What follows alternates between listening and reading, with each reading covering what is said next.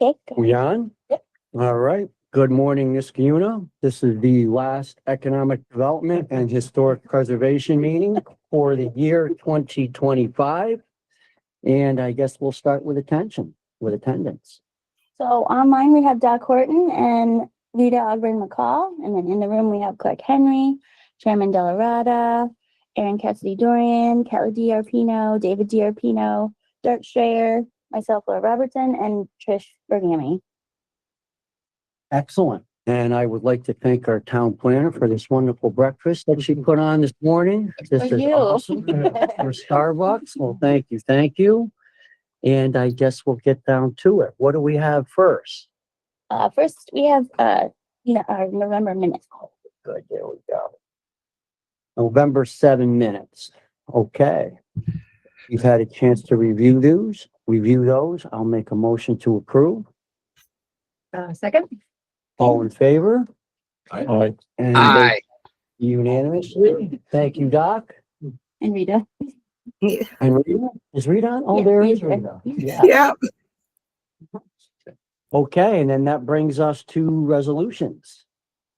So our first resolution is the follow-up from last time, which is a resolution to take action on a special use permit to have a house of worship and a single family home at 3406 Albany Street. We've got the positive recommendation from the planning board with a lot of conditions. We also have a recommendation for a negative secret declaration from the CAC with a fair amount of conditions.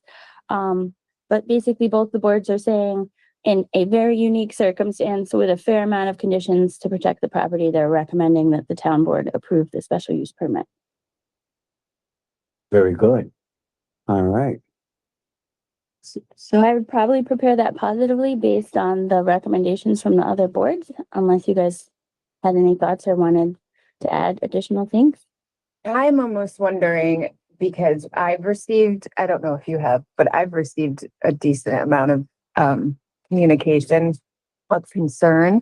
I think most of it stems from not understanding the conditions that would be placed upon approval. So maybe we could get something like a fact sheet together that we could share out in advance of the public hearing. Public hearing, right? Are we doing the public hearing and the resolution on the same one? The public hearing. We did the public hearing and Yeah. nobody came in person. It was just the stuff We that, got nothing. okay. No, I didn't get any communication. Maybe I missed them. To be honest, I saw some a while back ago that I think weren't. it's a lot of confusion about what this actually entails. That's why I'm like, I feel like if we could just get something out Mhm. online, we could do a email blast. It's not need to be like elaborate. I think we should just like the overarching Never details. email blast a special use permit. I meant like the details of it. Unless you want me to email the individuals on their own, I would be really uncomfortable doing an email blast on a specific planning project. we could put it as a part of the newsletter and put it in a section of the newsletter. You could, and I'm sorry, I'm conservative about this because at my old job, when we treated one applicant differently by over noticing, we actually got sued on that. So I get conservative because you really have to treat them all equally. Mhm. Even with Windsor, which was like one of the most controversial projects we've ever had, we didn't email blast it. Well, I just feel like the information's not out there about what conditions would be placed. Yeah, I can definitely make a fact sheet and we can definitely share it with anybody that. And I apologize, like we actually only got one letter that was concerned about the parking. I know Eric has expressed concern about like it coming off the tax roll, but that's all I've heard. I don't think so. The concern I've heard is more about precedent than it is anything else. Yeah, precedent, yes. Mm. That's one of the things that the planning board and the CAC were working really hard on with conditions and uniqueness. That's why I'm sort of thinking if we're very clear about why this would not be setting a precedent because these are the conditions we would have in place. I just want to, wherever we can put that out so people can access the information is fine. Would it make sense to respond to the individual people that have an issue with it, or Normally it would. because otherwise we're kind of opening up something that maybe we don't need to.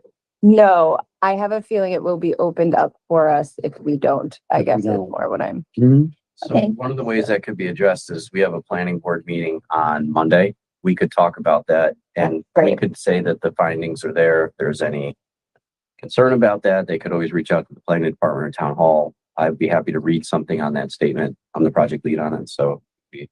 Or, and actually you're just saying, so let's do it at planning board, but then this fact sheet, let's distribute it to the board members and then we can have a conversation about it at finance as well. And then that's 2 public meetings. We would have had a kind of outline of what the, Well, we can also talk about it at the agenda meeting. I too. like the That's what I fact, mean, I like the fact sheet though, so that if board members are getting Yeah. questions, they have a Exactly. Yeah. consistent story. Yeah. exactly. Not story, but the consistent fact. What the, Yeah, what the right. key pieces are. Yeah. That would be great. guys. Yeah. That way we're all on the same page. It's a good idea. And we can do that in time and still, well, I guess we don't need to get a resolution out by the next meeting, right? I don't think if I keep thinking it's closer to the end of the month than it is. I think if we do 2 public meetings and we have 2 weeks for us to look at what the conditions are, I can respond to those individuals. I can say, if you want to listen to the discussion, come to the finance agenda meeting. And then if you still have questions after that, you can email or talk to whoever you'd like to. And those, I know it's a short turnaround, but it's still a week in between the meetings. And then, we can put it on. And if there's a continued push or concern, we could always push it to January, but Yes, I think so, because is it 60 days? We have to have the resolution by the. Yeah, public- hearing. Mhm, yeah, public hearing. So yeah, we got time. I That'll think work. so, right? Sure. Even if we had to do it at hmm January finance. Yeah. All right, very good. Okay. B is a resolution adopting an open meetings law remote attendance policy. So Shoshana Bewley came and gave us some really good training from the open Committee on Open Government. And she gave us some good language that we can put on our agendas and gave us the option or the way that we can just, what we're doing right now is pretty okay. We're meeting most of the rules, but to tighten it up, she felt like we can adopt the remote meeting policy and then put it on all our agendas, and then we're really good. Tell me the key. So we had been afraid to do this in the past because it was a weird, the language on open meetings was a little funky and we had thought that there was something weird about it, right? Like that's why we haven't done this prior to this. It might be an Elena question. I actually didn't She think was the one that I used to ask about because when I first started, I was like, well, why wouldn't we have, like, Yeah, no, we follow it. Like, we're not violating it. But Shoshana said that the most like sort of bulletproof thing to do is to adopt the policy and then put this wording on the agendas. We do what the policy says anyway, but she didn't think that you should just put the words on the agenda without adopting a policy. She thought the best thing was to adopt a policy and then put a little sentence that says this meeting, allows for remote attendance under extreme circumstances or something like that, which isn't as extreme as you think. Like Doc is sick, that's allowable. like if there's a reason. Yeah, You're yeah. not just not one. Yeah, it just has to be like, legitimate. Yeah, and then that kind of gets so that nobody here has ever objected to it, but the other way is that their house is open to the public for like coming. That is what But we don't have to do that. Okay. Yeah, that was like always the confusion about it. And I'm like, that doesn't make any sense. I know, and nobody's ever been like, well, no, if somebody knocked on my door, I wouldn't let them in and attend the meeting with me. Like people have been like, yeah, they can come, but Yeah, I would not do that. yeah. It's like, sit on my board. Hold it up. Like, Yeah. But yeah, that's the 2 ways that you can do the remote, but yeah, Elena potentially could be back by the meeting, so maybe by the end of next week. So I think maybe we could get the new deputy to just look over whatever that is, just so that we have eyes on it before it goes into the. Yeah. Yep. Shoshana's sending it to us directly from so she actually does it with her meetings because her meetings involve people across the whole New York State. So, it's actually really hard to get them in one room by 4 times a year. What's really cool is Shoshana, she's the director of the Committee on Open Government. She's an Asuna resident. Yeah, So she has been really helpful in helping us to figure out what we can do better FOIL request wise and open meetings law wise. And she's really been a great resource. So that one, maybe I should have put tentative because we might need to work on it, but that's just the, If she's sending it, I Yeah. feel much more confident. about okay, it. yeah, she is. The third one is the resolution appointing an intern to the building and planning department, Jacob Greason. We had him last year. He's actually very good at doing minutes, which is very helpful to Trish. And I do still have a budget, so I would like to keep him going. He'll be in at the end of this year and then continue on into next year while he's home from college. We have enough budget for it. The fourth one is a ceremonial resolution recognizing Ken Hassett for his many years of service as an Niskuna building inspector and public servant. So Ken retired, I think, almost 2 weeks ago now. We put together his, like what he accomplished. It's 30 years of public service, like 10 years of being a dispatcher, 20 years of being a building inspector. And just like that kind of service is Mhm. really special. It means that you've given a lot to your community over time. He was a well-liked building inspector. A bunch of contractors reached out to me and told me that he'll be missed. And yeah, he is missed. Yeah, I would like to do a resolution for him for 30 years as a public servant. Good idea. Definitely. Has he been here for 10 years? Here he's been for 17. 17? Mhm. Wow. And then he had a couple years with the town of Half Moon, and then before that he was a 911 dispatcher. I didn't know that until you told me that. It's so interesting. Very good. All right. That looks like it does it for the resolutions. I condensed the agenda down so it fit on one sheet in case we don't have any updates. So I didn't have anything under discussions for this meeting. Okay. Did anybody else have anything they want to bring up? The only thing I'll bring up is that I have this goes for all of our committees, but we're making some slight changes to the committees, nothing too wild and crazy, but the goal is twofold for this committee. One is to try to shorten it a little bit, or at least make sure that we can get through the most important topics in this committee meeting, because this one tends to have the most discussion for good reason, because there's always a lot going on. So we've been really thoughtful about how we could reconfigure things to where we're still getting what we need. Everybody's still having the same amount of information that they need, but we're kind of redistributing. So because we have a changeover in our board members, and Ashok is going to be, he's going to be actually running the water, sewer, and engineering meeting. All right. Because he has such expertise in the environmental components of it, and because we had a few months of a whole lot of conversation about the environmental impact of water on our bodies, and we have had 2-year, 3-year conversation about water rates and the importance of water conservation. I feel like, if not permanently, at least a brief movement of some of the environmental pieces over to water, sewer, and engineering would be very helpful. We are also in desperate need of some grant leadership, and I think that you would be really great to help us with some of the infrastructure pieces there. So I want to try to keep the environmental pieces connected to you. So we're going, and CAC obviously has, impacts to this committee at least a few times a year, I think what you were saying.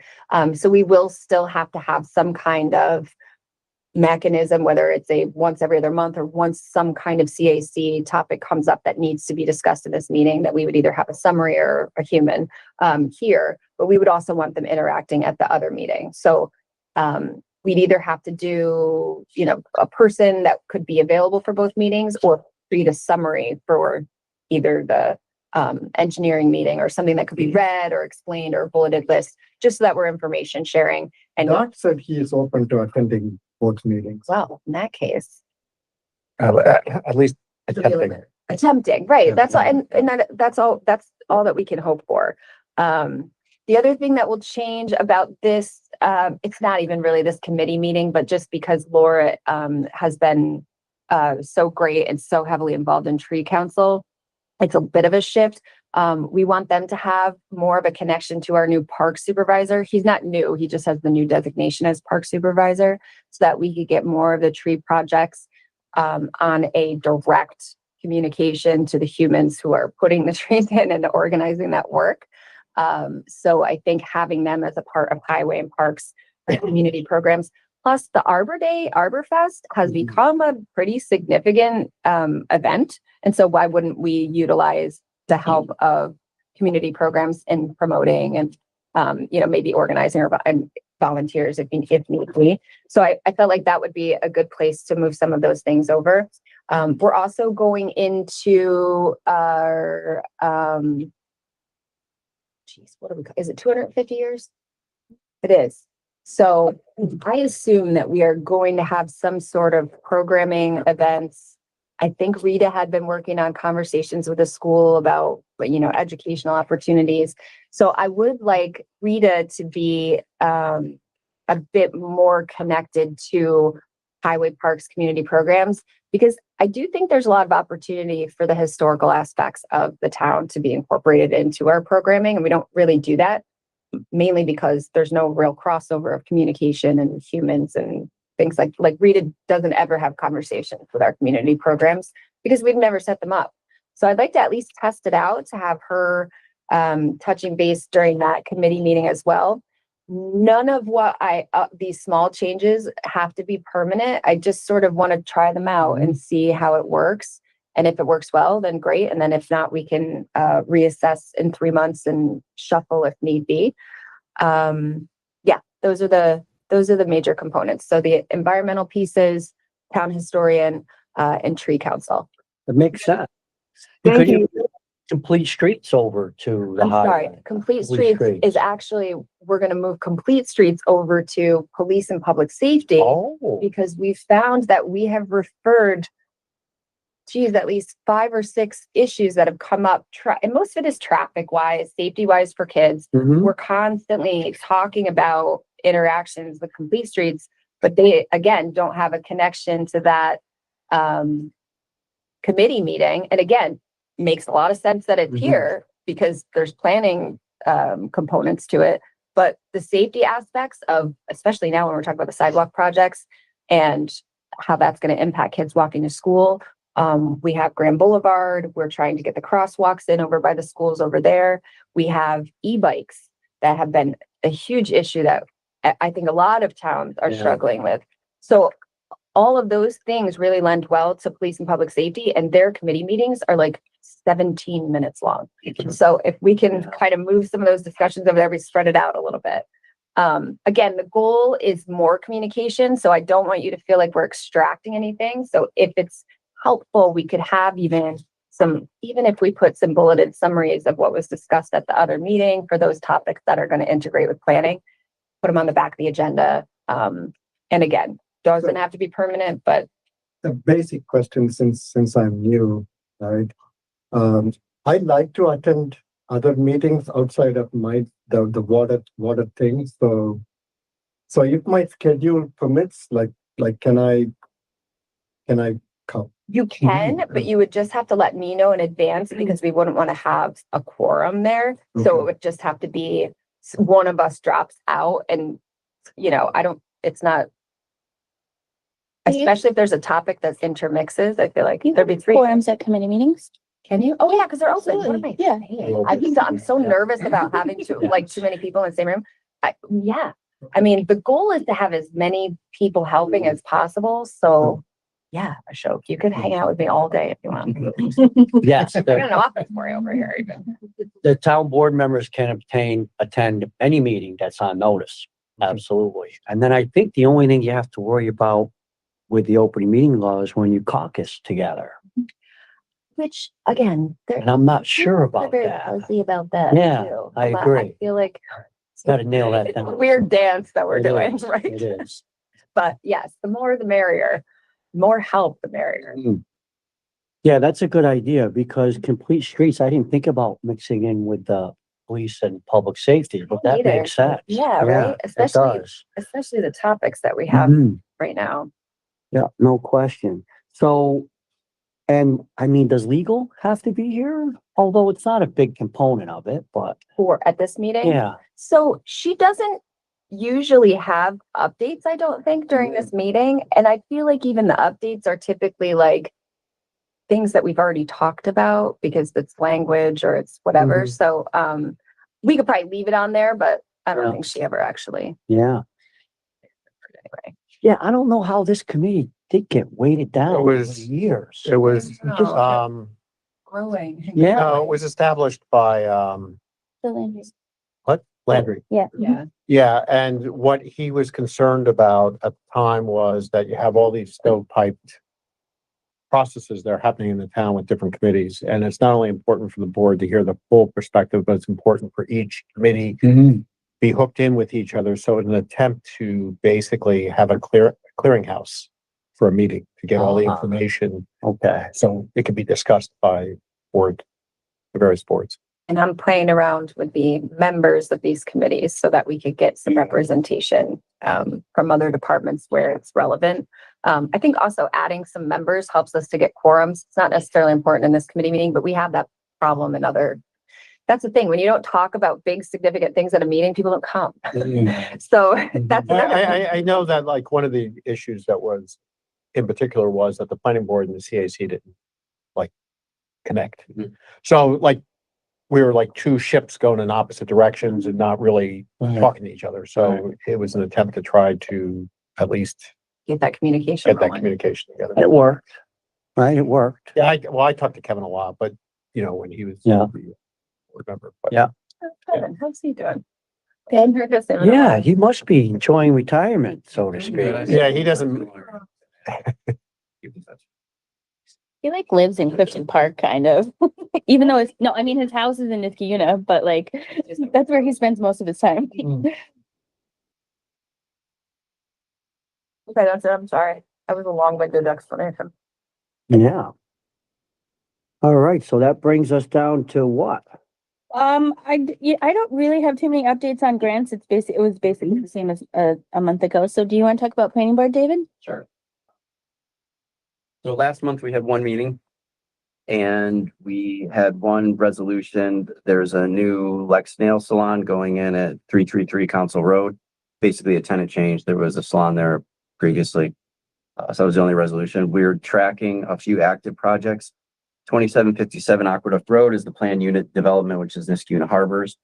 We have been, the project leads in the last month or so with the planning department have been working with the applicant on just laying out the groundwork for the development, taking some comments that we've had on connectivity, placement of buildings, green space, all those types of things. Not to take this site plan all the way to the finish line, but to kind of get it to a position where we're comfortable that we want to move it forward. So it's moving in a positive direction. The applicants have been very, very good. They're working on some other crossover things with the state and some other paperwork that has to go through. So once we get to a specific milestone on that, then we'll be making that recommendation. And I believe we have to have a public hearing at some point too. So all on the docket for the front end of next year. Is the public hearing the on the application itself? It would be for a PUD. Okay, and they would have like, have they updated from the original? Yeah, they have. So there's the same plan of development on the west edge and along the road here is pretty much the same, but there's some pockets that we were questioning connectivity. And what we keep doing is we keep taking this global look of like River's Ledge next to them and then where they are. And so not that they have to be similar, but how did this one achieve all of the things that this one has to do? And how can you complement them? Because they do have interconnectivity. Yeah. And so we keep going up and down. We call it the global view and then come back down into it. So it's been a good process so far. They did submit their crossing to New York State Parks, which eventually will have to come to the town board for acceptance, but it's not there yet. How long does that usually take?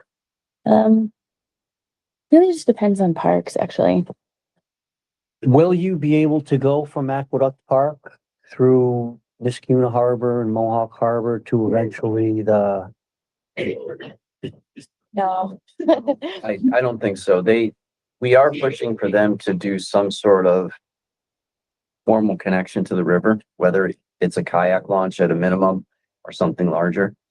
There's a grade issue they have to figure out, but it's not impossible. Mhm. So, but again, that pathway that runs along the river is probably going to be a little difficult to connect those two. All wetlands on their side Yeah. for some reason, like, River's Edge didn't have wetlands. Like, if you remember, it used to be like a mowed park. But then when you cross the power lines, the old Erie Canal bed is like all wetlands. Oh. I don't What, think- what I would suggest we do though is to get a easement for a future path to connect them. Could you, I mean, It's state we could, we could do a boardwalk or something. Right. Oh, yeah, I think You so know, too. I mean, Yeah, that's it's state something owned that though. It's okay. works. We Yeah. wouldn't need an easement. Oh, but right, Yeah, we would own it. right. But, I Well, mean, it's state owned, but yeah. we might be able to work around that. Yeah. Because I think that would be critical Yeah, in maybe. the future. We It should would have them be. put aside. It'd be costly though, but But, yeah, but you Yeah, know, maintenance. that was the same thing they said about the connection to the bike path with Flower Hill, you know. I Right. think when we brought that up, they said, oh, it will never be built, but Yeah. 10 years later, it's here. yeah. So I always think we should keep our options open. Yeah, definitely. Was that 10 years ago, Flower Hill? It was Probably. 10 years from when that project went in to when that bike path. Approximate. That was about right. Yeah. Yeah. I hate to backtrack, but the public hearing for Albany Street is at this meeting. We called for it last month. Oh, all right. That's why I was confused, because I'm like, that's why they're calling, because they want to come for the public hearing. Okay, I will fix, well, okay, so then this actually item should have been just an update. We're holding the public hearing in December. And then, yeah, you can. So, I and mean, then you this will can- carry into January. Yeah, give it to her for, if I felt like nobody was gonna come, I feel like it might have been safer to keep it on. We Okay. didn't have a public hearing? I thought we did. We did. No, that's my bad. We did, We got ours. you had yours and then we called for a public hearing, but we had a public hearing on something else, I think, last month, and now I can't remember what it was. But, yeah, the only reason I remembered was because Michelle was leaving to go out of town and she was sending the information. Yeah, to because me. I even wrote it and everything for her. But that was right, yeah, so you probably wrote it after we called for it.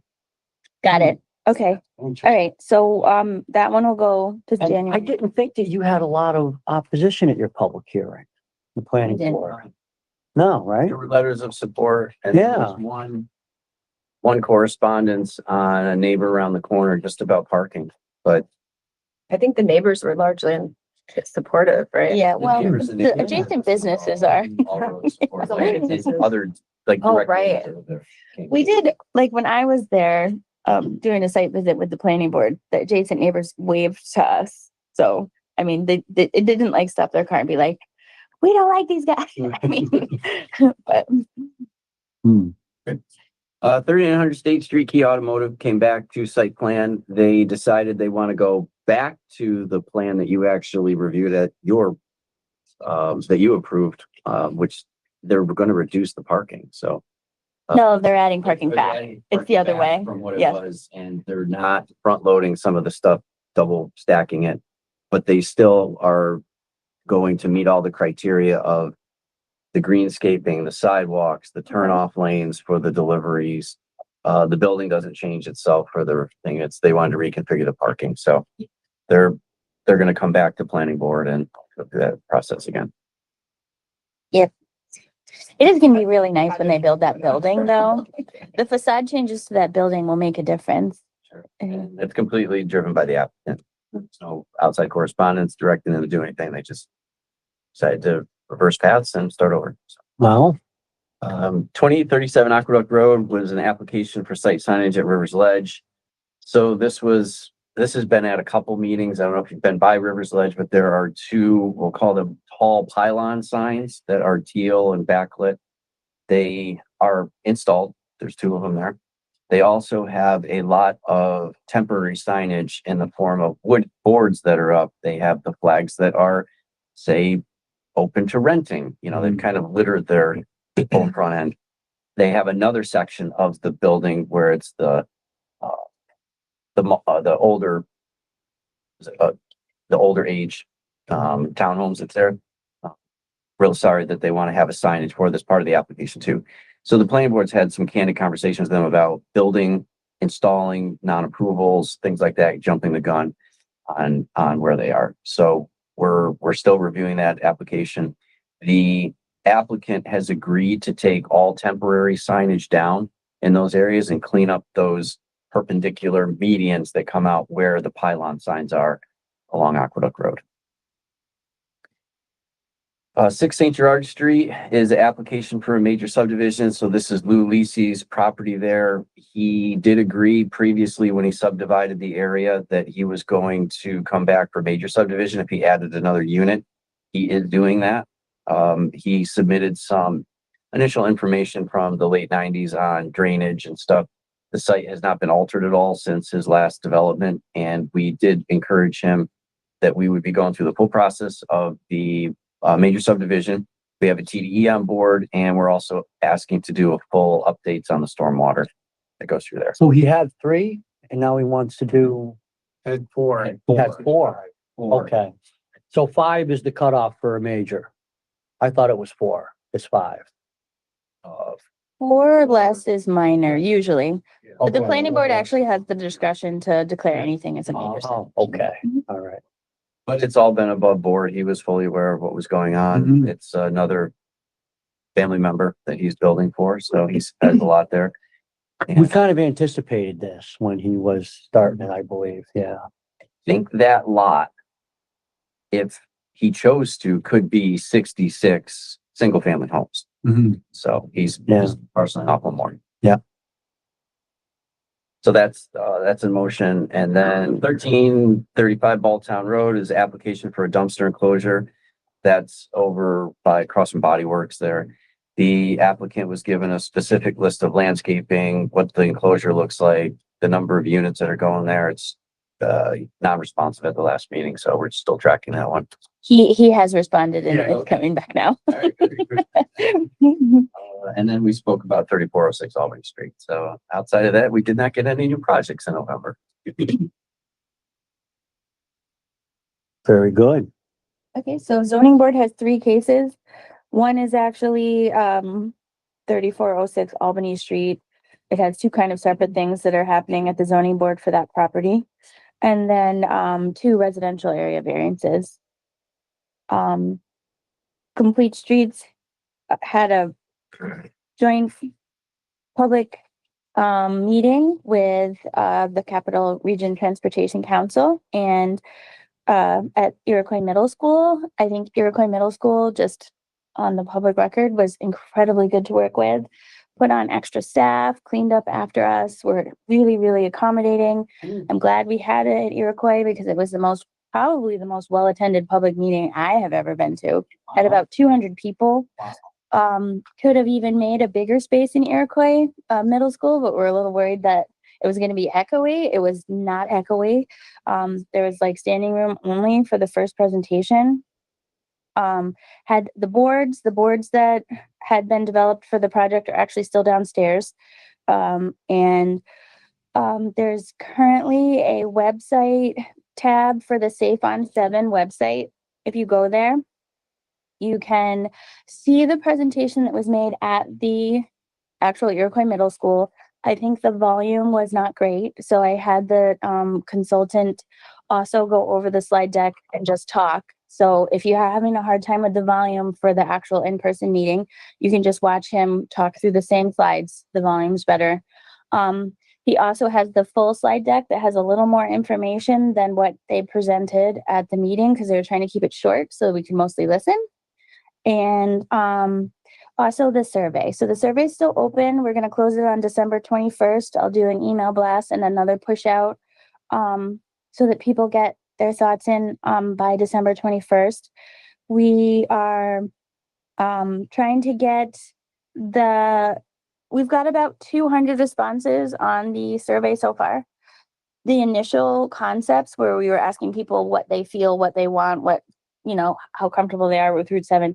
That had over 350 responses, so I feel like we still have a ways to go. Definitely want to get more responses from people on the concepts. The survey has the concepts embedded in them, so you can look at them in the survey, but if you do have the time, I think it is better to at least flip through the slides and listen a little bit or look at some of the concepts, but it doesn't really matter because in the end, we really just want to know how people feel about medians on Route 7, how people feel about a bike lane on Route 7, how people feel about adding streetlights to Route 7. So we'll do another email blast. I've reached out to the boards. The boards are pushing it out any way that you guys can think of. I know Kelly put it in the paper, so we're doing everything we can to get that. And following the kind of closing of the survey, they'll do basically put all of that together, put all of the engineering and the analysis and everything that they did into a final report that'll get presented regionally, actually. And then we'll probably be done with the linkage study in early 2026, like January or February. Very good. And then after we're done with the study, what's the next step? So the next step is we really want to be working with the state on their initial piece. The state is already committed to do an initial piece in front of Bellevue. We're hoping that the study will inform what they do with their initial piece. And there's also a TAP grant that is out right now. That's the Transportation Assistance Program. We did submit before for it, but our linkage study wasn't done. So I'm hoping that we will be in a much better position this time. How much is that one? It's if, I don't want to say it wrong because I've been looking at two of them. Total of 90. It probably is March.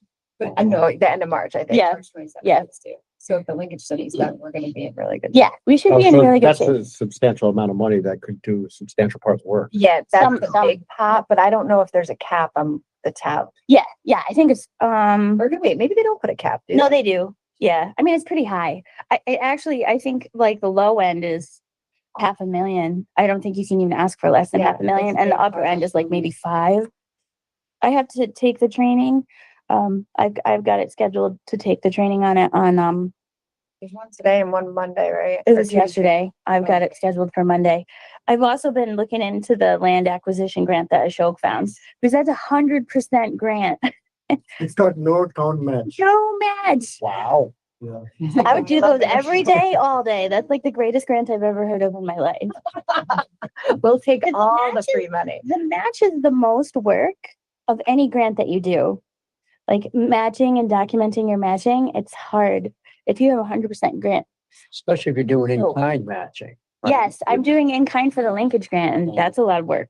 If you dig into the Bond Act stuff, there's stuff in there from the New York State Bond Act. And Laura, you thought we were competitive. We would be competitive for this grant, right? This If grant. we can get a landowner to give us a letter, say, yes, I do think we'll be competitive. Yeah. So, but the long answer to what our next steps are, we're just gonna start trying to look for grants to chip away at making the improvements that were identified in the linkage grant. I mean, because that corridor is so long and they're gonna do cost estimates in there, and I mean, be prepared because everything is super expensive and we're talking about miles and miles of road with curbing and, I mean, we're talking a lot of millions of dollars. So it's, even if you were aggressive with grants, it could easily take 10 to 15 years to like implement the whole thing if we ever even were able to. But definitely all of those little bits and pieces that we're getting comments on, each one of those can be added, and it's not exclusive of the other one. So we can just keep chipping away at the safety and making it better out there. And I personally, I just get really excited because I'm a planner and I love this stuff, but some of the concepts they come up with, I really love them. So I really do want to get to work on helping make them happen. That's a big dig. Yeah. That's probably the biggest project we're gonna have in this area in a while, Yeah. right? Yeah, It would be transformative. It would be Yeah. transformative. I agree. Very Um, good. So, Yeah, I actually don't have any updates for Tree Council, Conservation Advisory Yeah, Council. so two items. Last year or last meeting, we brought up the idea of putting an ordinance in to limit leaf blowers to just the fall season. I think what we would like to do is we'd like to sort of propose a ordinance amendment to the town for consideration. So at this stage, we would just go through the secret process and then pass it on and perhaps send it to Elena if, and then present it forward. Seemed like people were pretty open to it last meeting here. Yeah, I agree. Good. So we can move forward with that. We also had a lengthy discussion with Roy Thornton about the landfill. And last year there was sort of some missteps with the mowing. And I think the long and short of it is he's going to provide the town with a succinct mowing schedule. He's already provided the. Oh, he's already provided the town with that. Okay. Yesterday. He's a fast, I don't think I shared with this committee. We talked about, this was last month, coincidentally, before Roy had said anything, because of course we've talked to Ellen and I can't remember the gentleman's name who has the disc golf club. We are struggling a bit because we have a lot of park space and not enough humans to maintain the park space. And so we really started a conversation about whether or not it made sense to keep the disc golf course there.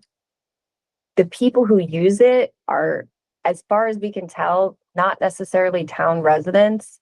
It's used for a tournament that a club uses it for. The town isn't compensated. It's a heavy lift because it's weird.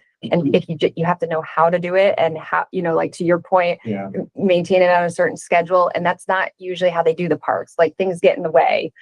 Rain happens, emergencies happen. So they get derailed a lot on their mowing schedules. So we were really thoughtful about whether we should just turn it into a low mow area, which is obviously easier to maintain than the golf tees. So I'm actually curious what you guys think. I know it's a parks thing. Yeah, I made the exact same point. Oh, did you? At the CAC. Okay, so- If the town is not getting any revenue from it, it's not benefiting town residents. And we get nothing but and hate it's on a it, huge really. lift for us, like the idea of having a low mow area with a nice meandering path through it that's easy to maintain. Which you just But- mow like once a year. Yeah, And but- you just have to remember one date. Yeah, Do we- for the town, like, why do we have to go out of the way to spend our precious resources to help a few people who are not Niskayuna residents? I'm wondering though, if we should probably reach out to Schenectady because they have a disc golf Thank course you. as well and find out, if there's support to volunteers to basically upkeep that, then I think that would be worthwhile. But if there's no interest, that The problem is they would have to bring their own equipment because of our insurance and nobody's gonna bring that kind of equipment to make, because it's so strange. Some of them are down in the woods, those whole. I thought it was more than that though. I thought like some of the tees and some of the what do you call them, greens? They're probably not Yeah, greens, but baskets Tee offs or- needed some work. So I think they did the work on They did those, work but on it was them. minor. They didn't do like a big, those volunteers can do that, but I mean, the actual mowing, that's bringing like heavy equipment back there. Yeah. That's been our problem in getting volunteers to do those kinds of things.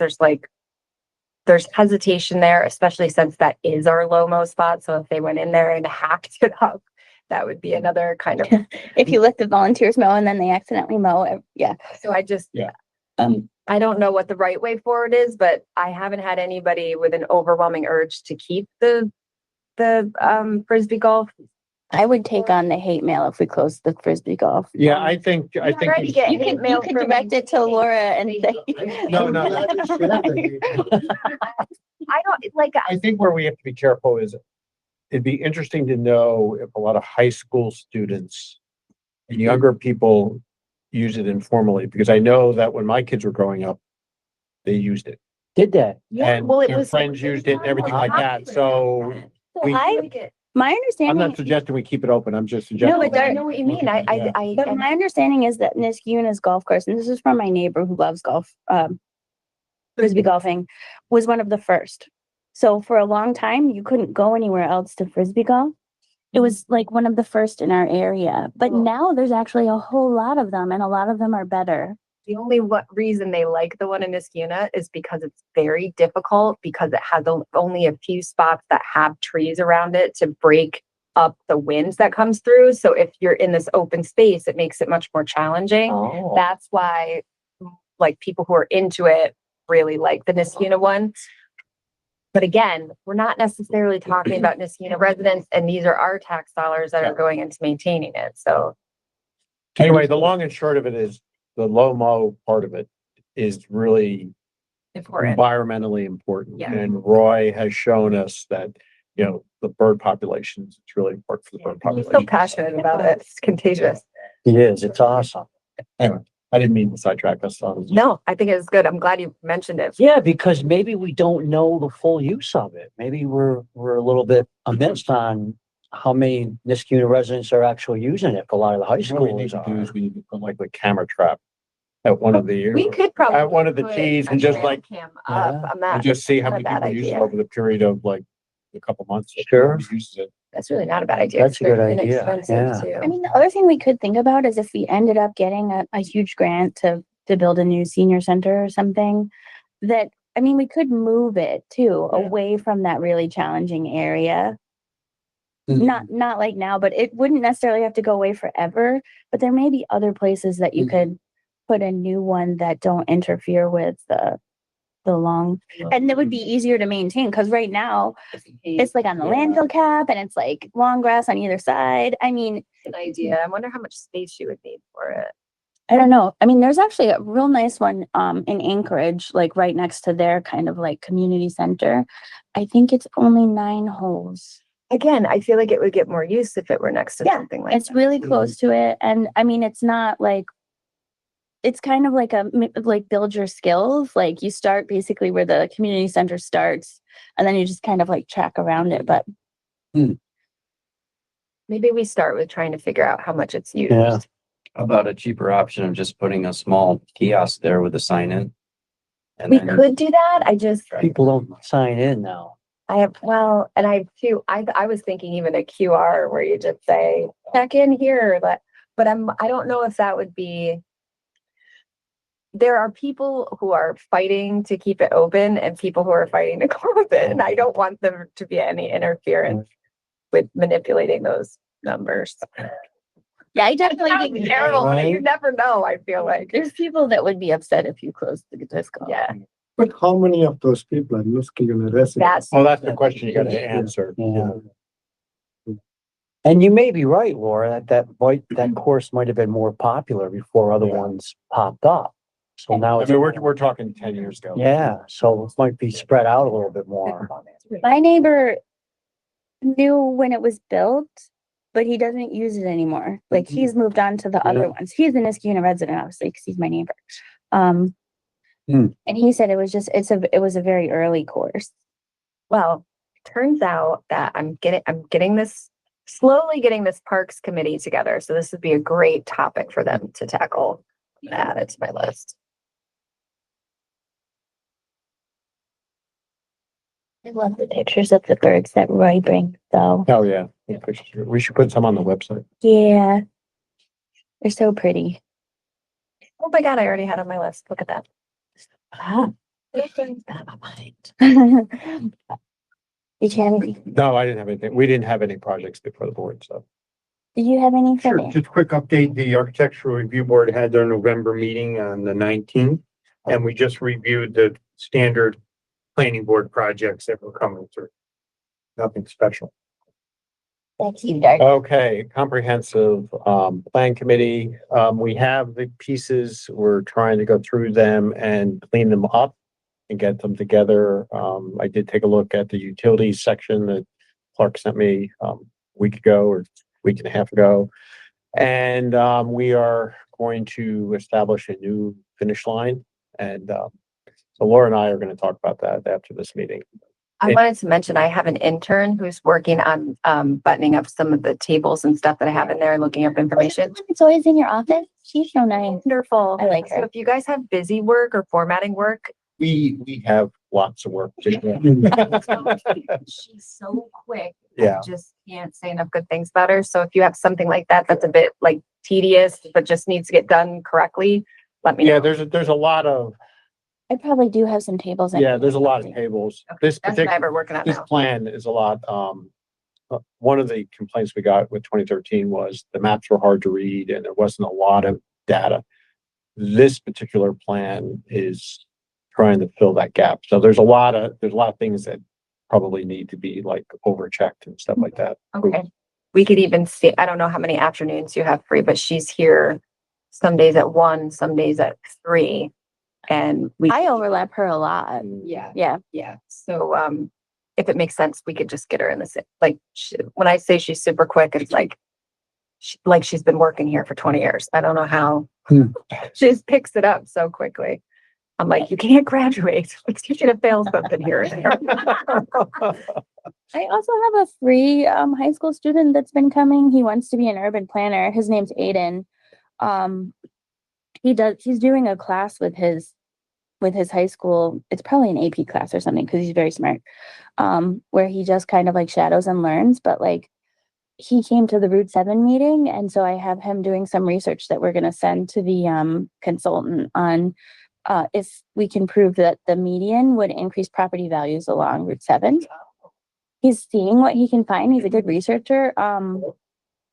Because we know that if we accept a median, it will increase maintenance costs, but we're hoping that we could actually show that, well, one, it would obviously reduce fatalities. Hopefully go to 0 actually, because it would stop all the lane departures, but you never really know. But also because it would be adding linear green space to the corridor. And so we're trying to correlate that if you could increase and safety and slowing cars down and maybe making it less noisy, because there'd be a buffer between at least 2 of the lanes, would be the increase in property values might be able to offset the maintenance cost. Wonder how he can calculate that. I know he's working on it. I don't know. But anyway, these kids from Niskuna High School are really amazing. It's a tough algorithm. They are. I'm Stand so out. impressed.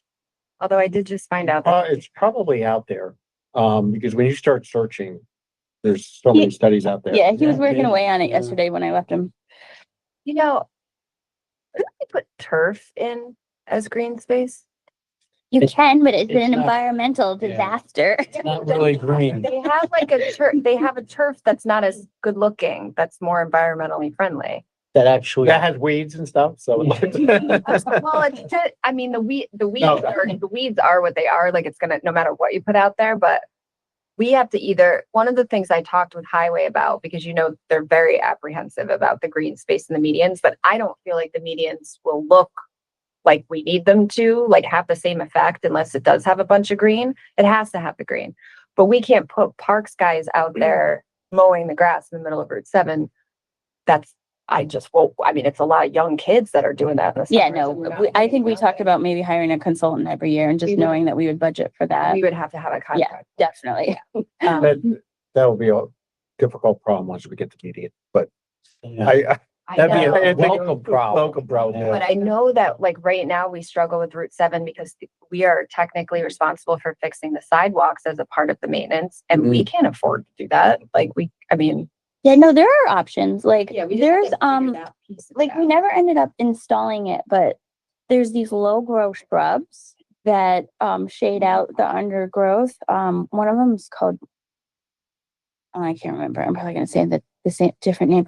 But there's things you can do that aren't grass because That's what I'm wondering. Yeah, and I think that's and okay, it's that still would help. green. And I mean you could put turf and maybe there's an eco turf out there, but as far as pollinators go and stuff, that will never. But I think there's multiple options and maintenance is a real, it's real. Like I think actually Lake George does, I mean, probably similar to what the highway did here is you put the tarp down with the mulch on top. You're just mulching it once a year. And then they did flowers because they're a tourist town.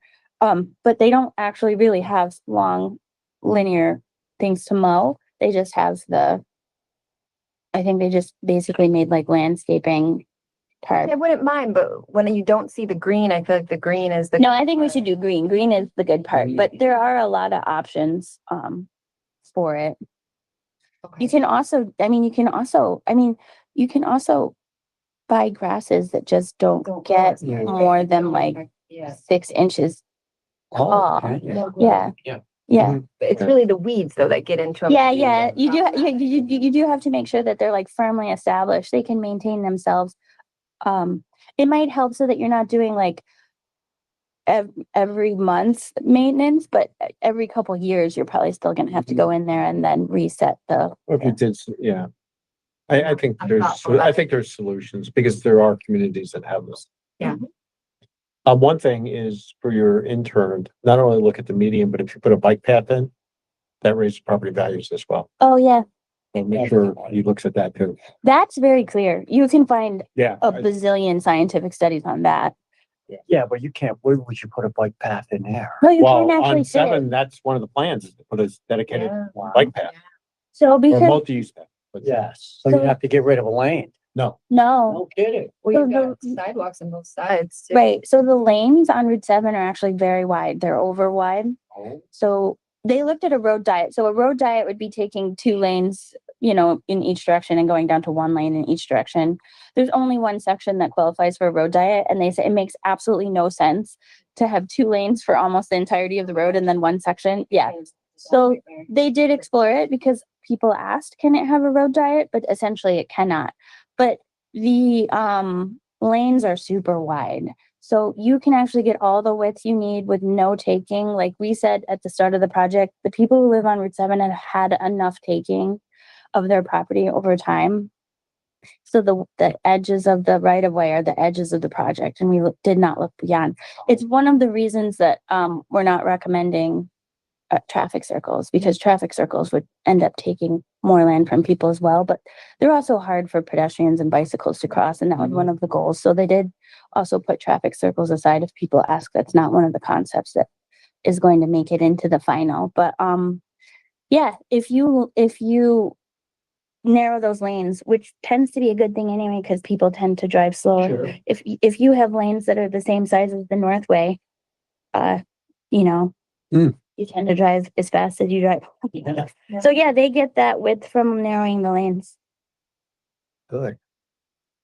you should take a look at the posters down in the boardroom. On the Yeah, they're pretty. On your way out, look at the posters of the boardroom. I will do that. on They the got the You'll bike get lane there? excited about it, yeah. Good. on the survey right now, we looked at the results that have come in so far. Very high support for bike lane on Route 7. We do have a resident that's worried about e-bikes using it so fast with all the conflicts of the driveway. I think that e-bikes, like there was a good article in them on the New York Times, like we're behind and trying to handle how they're changing our world.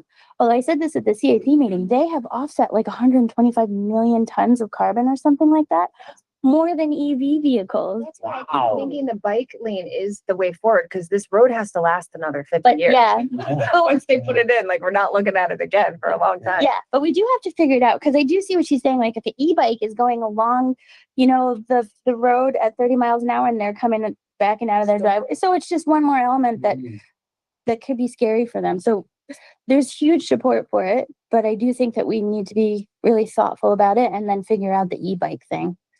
Thing is this, yeah, that's like a. But I mean, you can't put on, even with a lot of the treatments that slow the cars down, you really can't have an in-lane bike lane in Route 7. It's just never gonna work. Right. No.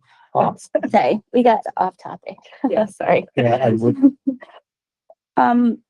So building department, again, Ken has retired. We're doing a little bit of like, shifting of responsibilities and, moving some stuff around.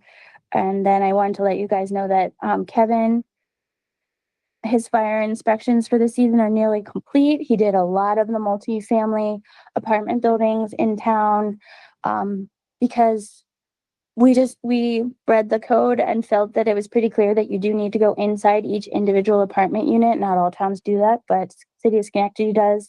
It does seem to be the rule. he's been going in, and I can't even tell you how many places he found that did not have smoke detectors and carbon monoxide alarms. Mm. So I would say that the building department has done more for life safety this year than we probably ever have, just through prevention, through these fire inspections. He's been doing a fantastic job. He's great. He's getting all of our commercial businesses to install their hoods properly and have them all venting properly. And he's got this new system that brings them all up so that you can see that they're all doing what they're supposed to be doing. So I know that, you know, some people, it was change, it was an additional fee. It covers all of the work that he's been doing. Well, it doesn't cover all of the work that he's been doing, but it helps. And it's really been making a difference. The owners of the complexes have literally been following him in and installing the smoke detectors, you know, behind him because he finds them where they're not. So it's a big deal. And then, you know, I still do want to adopt fees for stop work order.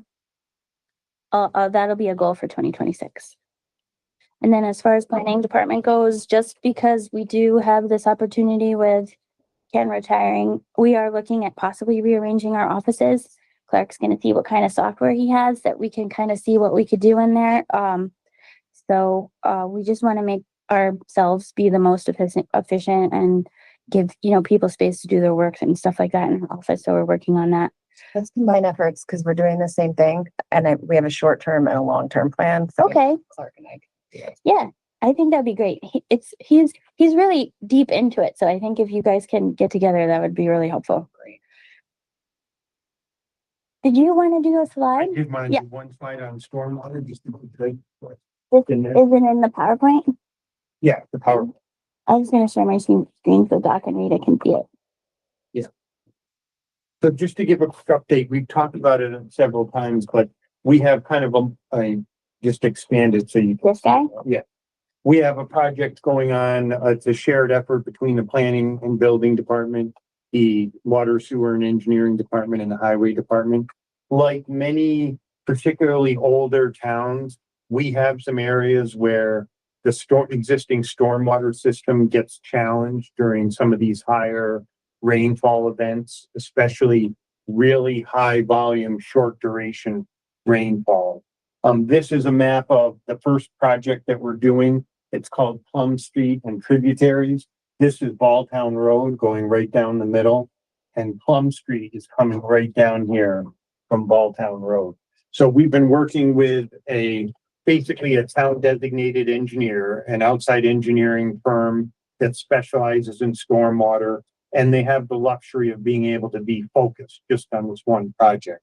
So things have been going really well.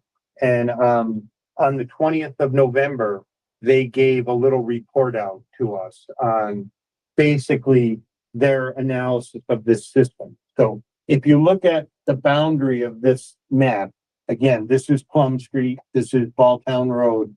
This perimeter is what's called the watershed area. So any rain that falls within that boundary flows into our system here, gets collected by, it either gets absorbed into the ground or it gets collected by, you can see all these little squares are catch basins. And then we have an underground network of pipes that constitute our stormwater system. So eventually all of this feeds a pipe that goes down to the city of Schenectady. And as it gets into Schenectady, I think it's 96 inches in diameter. So it's very large pipe.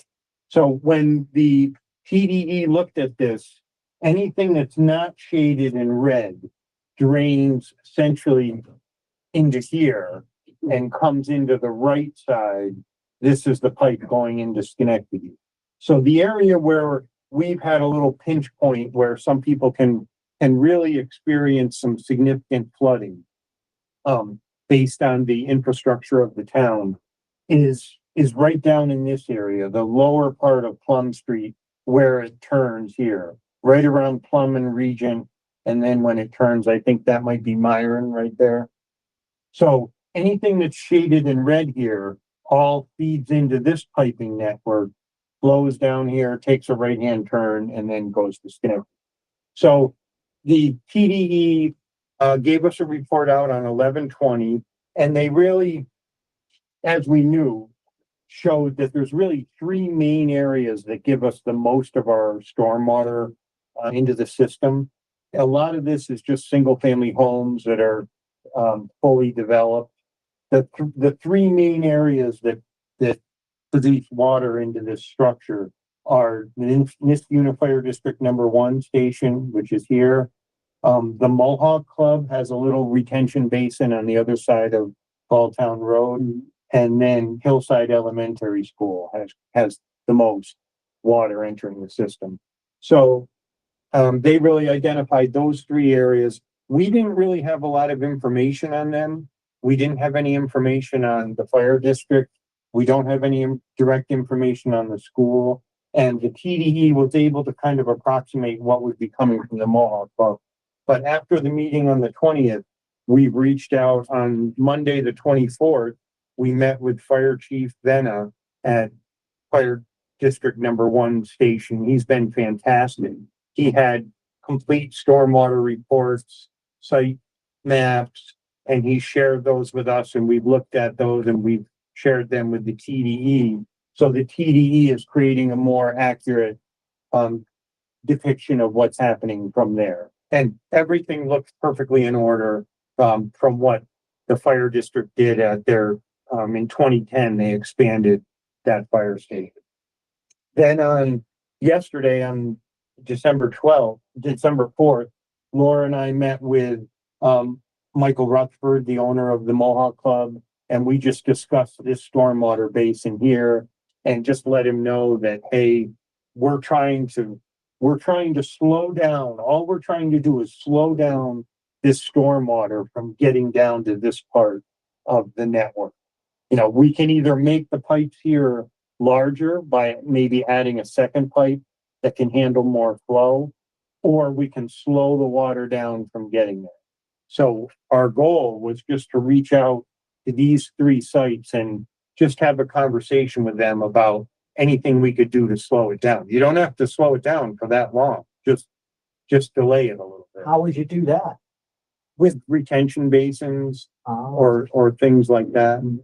So we met with Mike Rutherford and Craig. I can't remember Craig's name, but it's the general manager. Had a really good discussion with them. They're willing to help if they can. We'll see where that goes. And we just this morning we firmed up a meeting on December 17th with Matt Leon of the Niskuna Central School District to meet with him and discuss Hillside Elementary. Hopefully they have documents that they can share with us that we can give to the TDE and make our model of the system even more accurate is what we're trying to do, to make sure we're analyzing that properly and then start looking at what can we do to help the situation. The TDE's report did clearly show that we can put enough stormwater in up here in the high ground that we get too much in this portion of the network, the piping, and it actually backs up and comes out of a catch basin and floods some properties right in this part of town right there. So our options are either put in another pipe, increase the capacity to get water through here, or slow the water from coming down from up here. So we're in the analysis phase, and then we'll be just looking for the lowest lying fruit of ways to slow that down or create a solution. But it's going really well. So we're going to give updates at the water, sewer, and engineering meeting too, because we're in a really important phase of this project where now things are really starting to happen.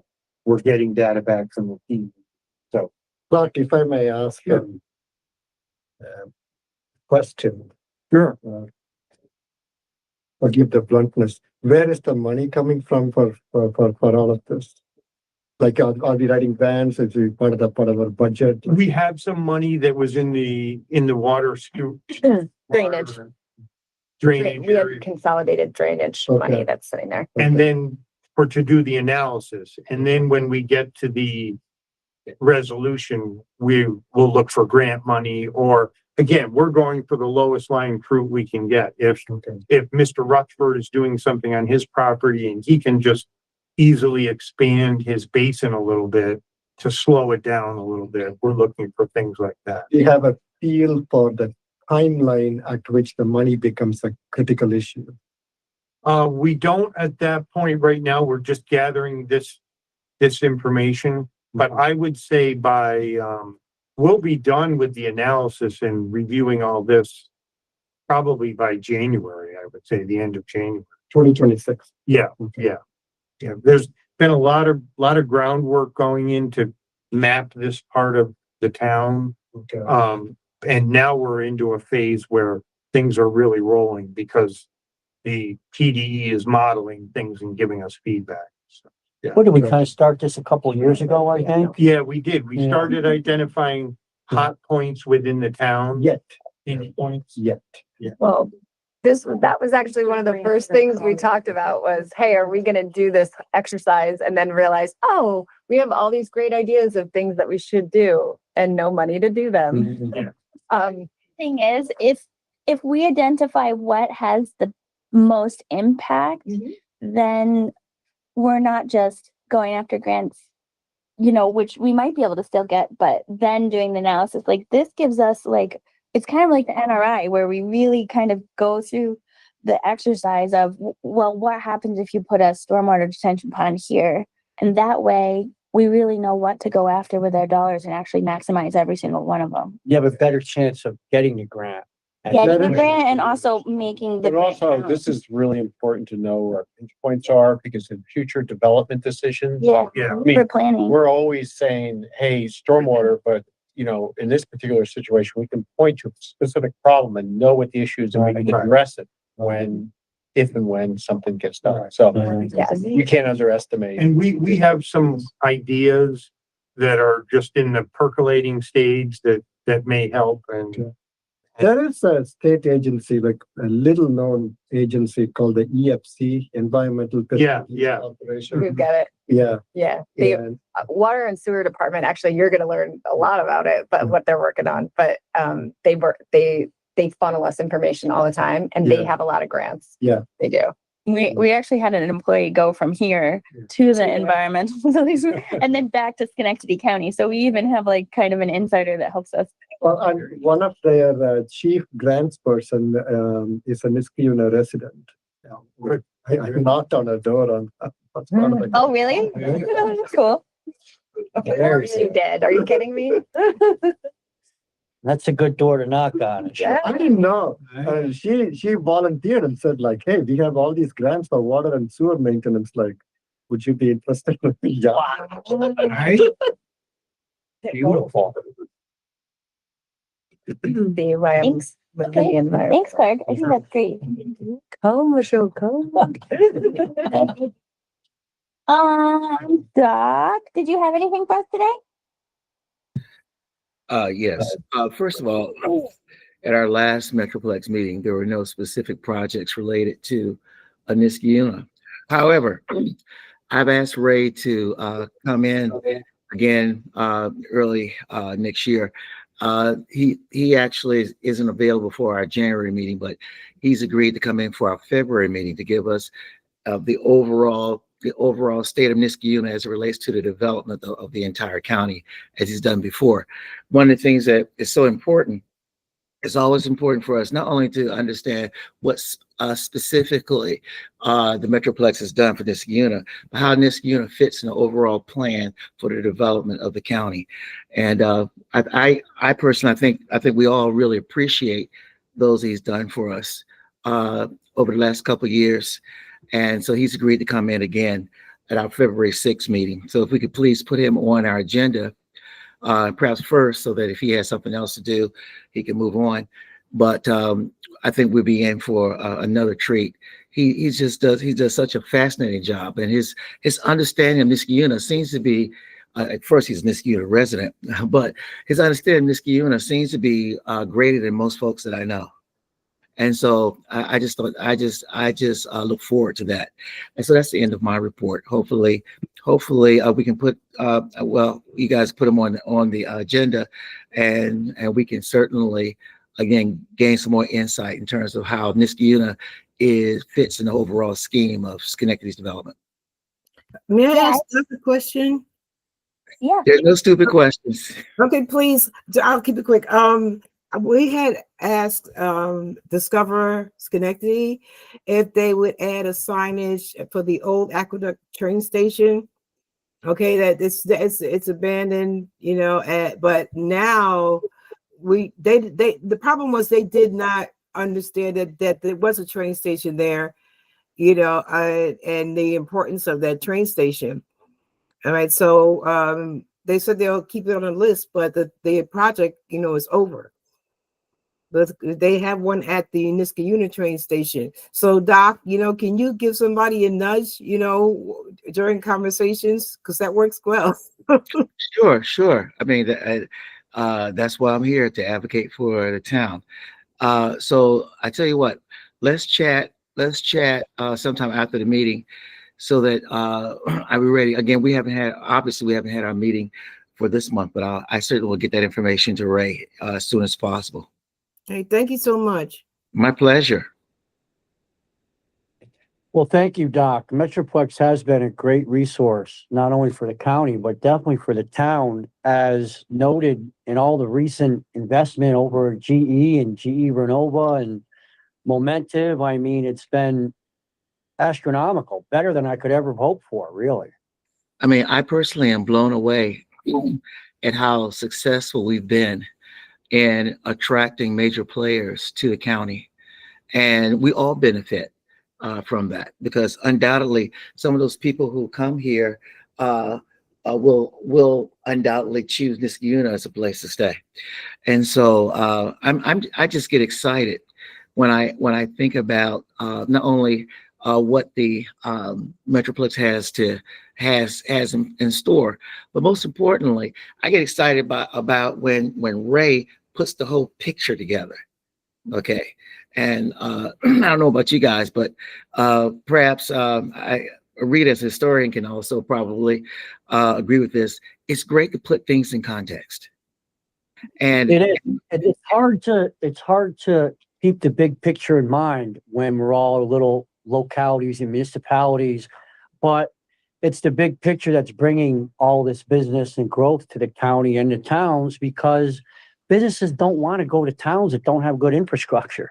They don't want to go to towns that don't have green space and don't have bike paths and don't have little pocket parks. And, you know, that's all that stuff. When a big business comes to a town, they want to make sure they can get good employees there. And employees don't want to go work in municipalities that don't have any of this stuff. So that big picture stuff is really crucial. And Metroplex has really been the foundation of that throughout the county.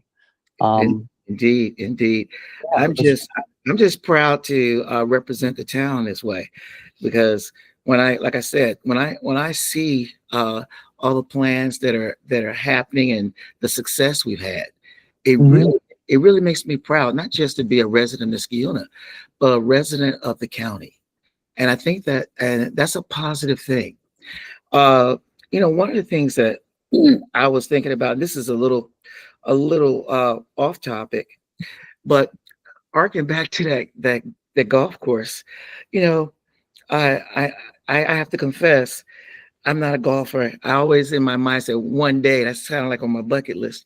But I will say that one thing we might want to also think about, just from the standpoint of as its future usage, is there any way to monetize things like that? And I don't want to start a discussion, but I don't know. I don't know how other towns are able to be successful with their golf courses, even older ones. So, and it just occurred to me now, because when we started talking about the big picture. So anyway, I don't want to start a whole long conversation back, because we already dealt with that. But it's just a thought that just randomly came to my mind about when we started talking about economic development, ways to make that part of the attraction of Niskayuna. Yeah, right now, perhaps there are folk who are using it that aren't Niskayuna residents, but maybe we ought to kind of figure out a way to get more residents to use it. Anyway, just a thought. I'm gonna end my thing right there. But I'm excited. Ray has agreed to come February 6th, and I look forward to that meeting. Yeah, I mean, I think I seriously doubt that it would be as easy to get to replace, like to get momentum in here and to get to keep the GE and the GE Renovers in here. If Niskayuna didn't have the wonderful parks that it had and the green space and the bike paths and, Lions Park and everything that the town has to offer, it just wouldn't happen. They go find another town where they got it going on. So that really is a major accomplishment from people like Dart, and from people like Ashok, who've been doing it in the Conservation Advisory Committee, and who've been doing it in the Planning Board and Architectural Review Board and the zoning. I mean, those are all the pieces that really make the foundation of a town or any municipality. And Niskayuna's done a great job of it with the help of Metroplex. So thank you, Doc. You guys Sure. have been. Hey, one other thought, and again, maybe something we can pick up later, but just a thought that came to my mind as you were speaking. I still believe that Niskayuna is like a big secret. All the good stuff that we got going, it's like perhaps not even everybody in Niskayuna knows about. And so I think we need to find some ways to not only to publicize more so all the assets that we have in the town, but how to engage people to start utilize more people to utilize it. And just in general, it's just a thought. And again, obviously that cuts across several committees. And so I'm not trying to throw a bomb out there or anything like that. But as I think about this stuff, I said, man, we got this is such a great town, but it's such a great secret, So how do we just thoughts for the future? We need to think about how do we make more people, even our own residents, aware of all the great things we got. So I'm gonna stop right there because you can hear my voice is getting worse and worse. So anyway, but that's the end of my report, guys. Thank you. Rita? Okay, it's funny the way this conversation has been going because I want to thank you also, our town supervisor, all right, for your wise decision because that 250 celebration, hello? Yeah. No, I'm serious. You are on fire. All right. No, there's a couple. The girl's on fire. Yeah. Huh? No, she is on fire because here's what happened. I spoke to. I love your positivity, Rita. Huh? I love your positivity.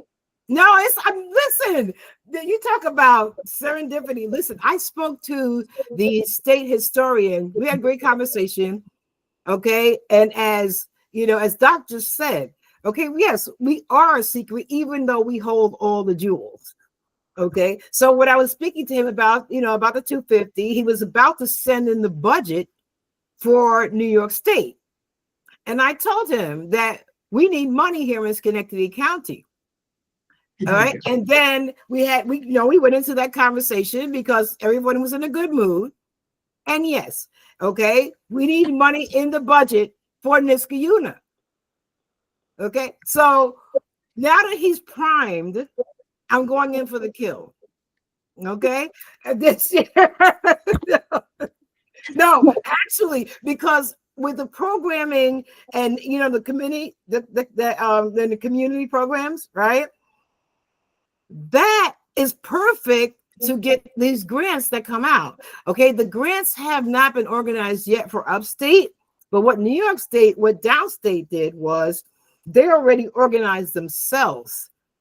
Okay, so that they have concrete programming that they want to put forth to get these grants. And it's not a thing which I'm just gonna send in the grant. I can also speak to Devin Lander. He is the state historian. So I mean, all this came together, and we do have a lot of riches here. Okay, and we also have one of the primary actors in the Revolutionary War period.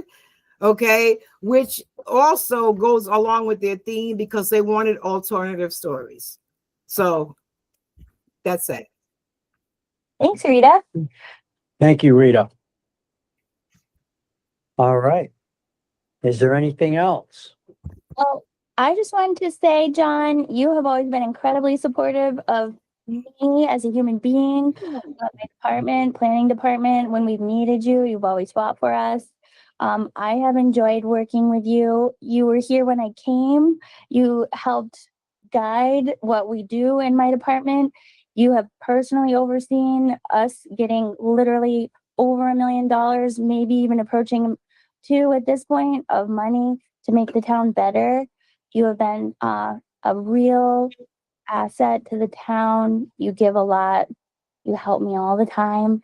This is a tiny, tiny bit of thank you. I'd like to do a little bit more, but this was just for economic development today. I am going to miss you. And Well- I really appreciate all that you have done for me and for the town. I thank you. Thank you very much. It's been a privilege and an honor to work and serve this town and especially this committee. Great people in this town to work with. I've said it over and over again between the Strayers and the Darpinos and the Walshes and, you know, Trish Bergamis, the Janet Wins. I mean, there's just these are the people that really make up the fabric of the town. And we're very blessed to have people of that caliber that are willing to put their time and effort into the town, like Ashok is doing now, and like Sarah is doing also, and have done for years.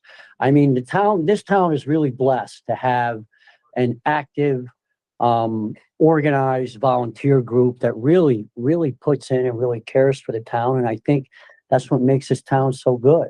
And that's why businesses are flocking here really right now. And that's why I think we're doing as good as we could. And we're going to do a lot better because we have the people here that want to do better. So thank you. It's been an honor. Well, the volunteers will tell you though, they do as much work as they can, but ultimately your support as a town board member, they come up with the ideas, but you're the one that pushes them forward and brings them through to the end. Complete Streets will say over and over again, there's a lot of towns that just don't support the things like tree Mhm. council and parks. Well, most places, but you help, like you've helped with the pesticide free pledge. Like you were very good at understanding what we could and could not do and helped us build that.